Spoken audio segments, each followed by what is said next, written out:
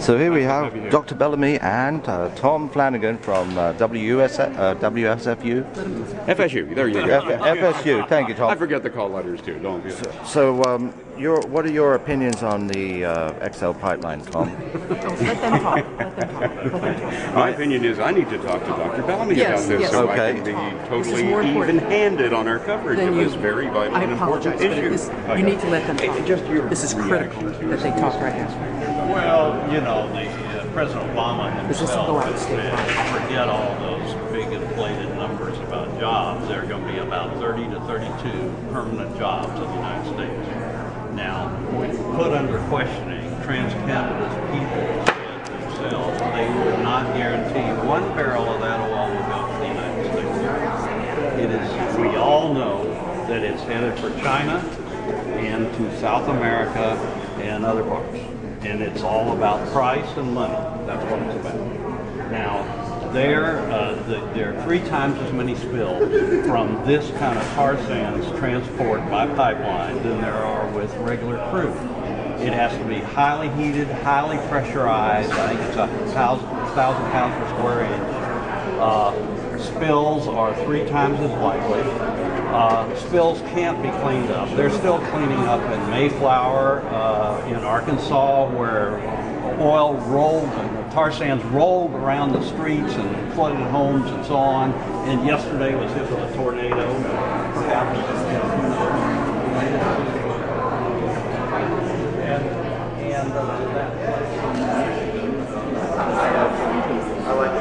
That river is still trying to clean up, but you can't clean this stuff up. Now, the Canadian companies are exempt from our fund that's collected on every barrel of oil transported by U.S. companies for possible cleanup if that company goes bankrupt and there's a spill. They're exempt. Now, this pipeline is scheduled to go across the Ogallala Aquifer.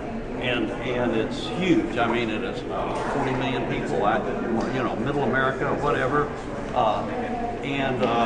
So if there's a spill there, it is really serious. And to have the company that's responsible for that perhaps go bankrupt and leave us taxpayers we would have to get our wallets out and write checks to clean that up. And it can't be cleaned up.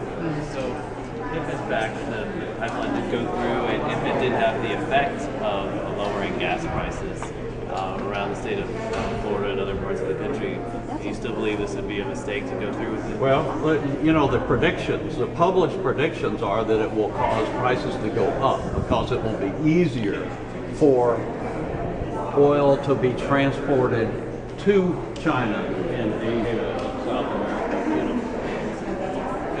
And so that it will actually raise gas prices in the United States. Those are the predictions published. So I'm kind of skeptical that this is going to do anything for us. Are you worried about the train transport though, since that's been shown I'm worried about the statistically trains. to be the more trains dangerous have than to, pipelines? Clearly, the trains have to be, in cars and trucks have to be retrofitted or built anew so that they can handle this stuff that has to be kept heated. You know, the pipeline will have a 40-foot dead zone around it. It's so hot. And nothing's going to grow around that, you know. Now, that's one reason these indigenous peoples are saying you're violating our treaty with Indians.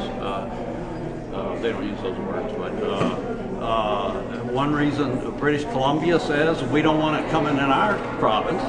You know, they voted that. There are lots of reasons here. You've got cowboys and Indians from Nebraska right now in Washington, D.C., camped out, riding around on horses, trying to say, look, this is our water, we need it, don't endanger it. Anyway. So as we raise our beef prices, beef cattle are You could go on and on. The grain supply, this is a terrible idea. And you know, one reason is future generations. Why are we doing this? It's extremely practical. They're just kind of raping these forests in Alberta, and it's just a mess. You know, edge of these areas where they strip mine and stuff, they've got howitzers that go boom every few minutes to try to scare away birds, because they know if a bird lands in there, they'll never get out.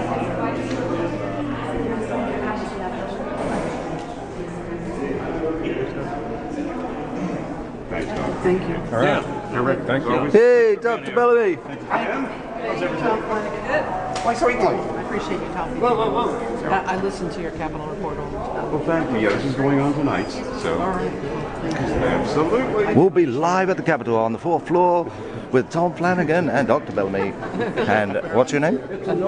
Amy. Amy. Yeah, right. Well, good.